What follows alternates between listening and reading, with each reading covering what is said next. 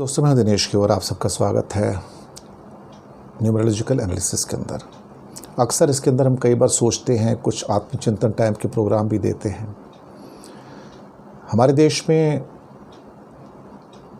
Democracy है, freedom है, liberty है, पर शायद कागज़ों के ऊपर। जब भी विदेशी लोगों को संबोधित करना होता है तो हमारे आदरणीय प्रधानमंत्री जी हमेशा वहाँ जाकर हमारी सिविलाइजेशनल ईथोस की, हमारे आचरण की बात करते हैं, फ्रीडम और डेमोक्रेसी की बात करते हैं, लिबर्टी की बात करते हैं। लेकिन जैसे अपना मुख मोड़ते हैं अंदर की ओर, अपने देश की ओर, तो वहाँ पर आपको सैकड़ों में ऐसे पत्रकार, कार्टूनिस्ट, एक्टिविस्ट या एजिटेशन करने वाले स्टूडेंट्स मिलेंगे जो जेलों में हैं देशद्रोह के इल्ज़ाम के अंदर। कोई सामंजस्य नहीं बनता है कि प्रधानमंत्री जी जो वहाँ बोल कर आते हैं और जो यहाँ करते हैं।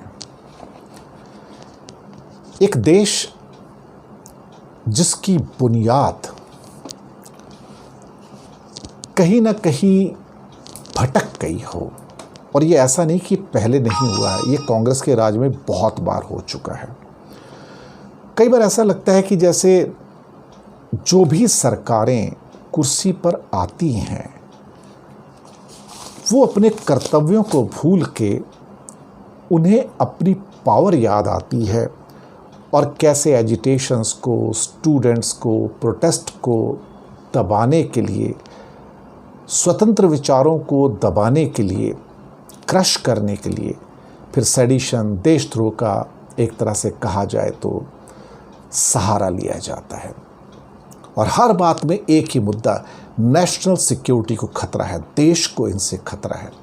अब कल भी जो 2-3 लोग, जो आसिफ इकबाल जो थे, या एक नताशा लड़की थी, और एक और जो लड़की जिसको 1 साल बाद दिल्ली के दंगों के बाद अब बेल मिली है, उसमें भी जजेस ने बहुत कड़े रिमार्क किए हैं कि बिना सबूत के ने 1 साल तक आपने जेल में रखा। और उन्होंने कहा कि डेमोक्रेसी में प्रोटेस्ट करना बिल्कुल अधिकार है, और कई बार उत्तेजक नारे लगाना, कई बार कुछ नारे जो आपको पसंद नहीं भी आएंगे वो लगाना, इसका मतलब ये नहीं होता कि आप देशद्रोह कर रहे हैं और आप उनके ऊपर यूएपीए और देशद्रोह की दूसरी धाराएं लगा दें। काफ़ी अटैक किया, और उन पुलिस वालों के ऊपर भी अटैक किया हाई कोर्ट ने, जो अपने अनजाने मन से मनगढ़ंत कहानियां बना के लोगों को देशद्रोह में अंदर डाल देते हैं। पर क्या पुलिस वाले इससे कुछ सीख पाएंगे? मुझे नहीं लगता। वो तभी इसको लागू नहीं करेंगे जब ये सेडिशन के लॉ को सुप्रीम कोर्ट हटा दे। दुनिया के अधिकतर देशों से ये हट चुका है, इवन ब्रिटेन से भी हट चुका है। पर हमें ऐसे कानूनों से बहुत प्यार है जिसके सहारे हम लोगों को बंदी बना के बिना क्वेश्चन के जेल में डाल सकते हैं। ये भारत की अंतरात्मा पर चोट है, भारत की लोकतंत्र के ऊपर चोट है। वो बातें जो लिबर्टी, फ्रीडम और डेमोक्रेसी के नाम से कही जाती हैं लेकिन निभाई नहीं जाती हैं। सैकड़ों कहानियाँ पिछले कई सालों में देशद्रोह में लोगों का गिरफ्तार होना बढ़ चुका है। इसमें कार्टून बनाने वाले हैं, इसमें पत्रकार हैं, इसमें एक्टिविस्ट हैं, इसमें स्टूडेंट्स हैं, और सबको ये बता के कि ये देश की सिक्योरिटी के लिए ख़तरा बन गए हैं। क्या देश इतना कमज़ोर हो गया कि वो 2-3 लोगों से खतरे में पड़ जाए? क्या देश इतना कमज़ोर पड़ गया कि किसी ने कुछ लिख दिया या कुछ बोल दिया और आप इतने टची हो गए उसको उठा के अपने अंदर कर दिया? क्या देश इतना कमज़ोर हो गया कि 4 आदमी देश की सिक्योरिटी के लिए खतरा बन सकते हैं? ये देश की बुनियाद इतनी कमज़ोर हो गई है क्या? ये प्रश्न तो पूछा जाएगा। अब ये देश इतना कमज़ोर नहीं है कि 2-4 आदमियों लोगों के कुछ बोलने से या कुछ लिखने से ये देश बर्बाद हो जाए ना। ये देश हज़ारों सालों से खड़ा है, खड़ा रहेगा। किसी के कहने से, किसी के बोलने से, किसी के आक्रोशित होने से इस देश की दशा और दिशा चेंज नहीं होगी।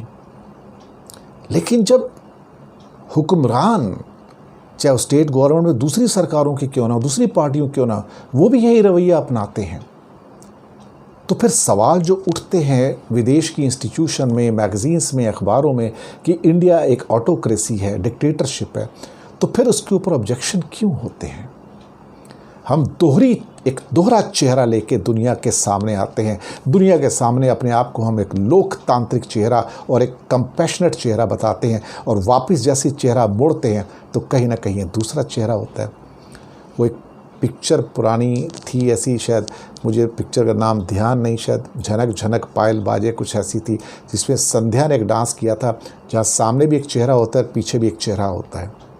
तो सामने वाला चेहरा यहाँ अलग है और पीछे वाला चेहरा अलग है। लोकतंत्र में दो चेहरे नहीं होते हैं, लोकतंत्र में एक ही चेहरा होता है। और जो आपकी कथनी और करनी में अगर फर्क आ जाता है तो फिर आप लोकतांत्रिक भावनाओं को ठेस पहुंचाते हैं। हाई कोर्ट के ऐसे जजमेंट पहले भी आ चुके हैं, सुप्रीम कोर्ट ने भी कहा है, पर सरकारों के कानों पर जूं नहीं रेंगती, क्योंकि जब सत्ता का नशा चढ़ता है तो फिर वो आम इंसान को इंसान नहीं समझता, वो उसके सामने उसकी हस्ती कुछ नहीं रह जाती। कभी कभी ये सोचने पर मजबूर हो जाते हैं, देश वास्तव में आज़ाद है क्या? ब्रिटिश भी तो यही करते थे ना, बिना जाने पहचाने पूछे जेल में डाल देते। पंडित नेहरू हो, पटेल हो, गांधी जी हो, बाकी हज़ारों लोग हों, अब भी सैकड़ों लोगों को जेल में डाल दिया जाता है बिना पूछे। 1 साल तक आपको जमानत भी नहीं मिल सकती देशद्रोह के केस में, और बाद में उजारा करके 95% से ज़्यादा केस होते हैं, 97% प्रूव भी नहीं होते हैं। और जिनके वो साल बर्बाद हो जाते हैं, उनसे पूछिए उनकी ज़िंदगी कितनी अजाब बन गई है, नरक बन गई है। सरकारों को क्या फ़र्क पड़ता है साहब? कोई फ़र्क नहीं पड़ता। सत्ता का नशा ही ऐसा है, क्या कर सकते हैं, इसी के साथ चलना पड़ेगा। भारत ऐसे ही था, ऐसा ही रहेगा। धन्यवाद।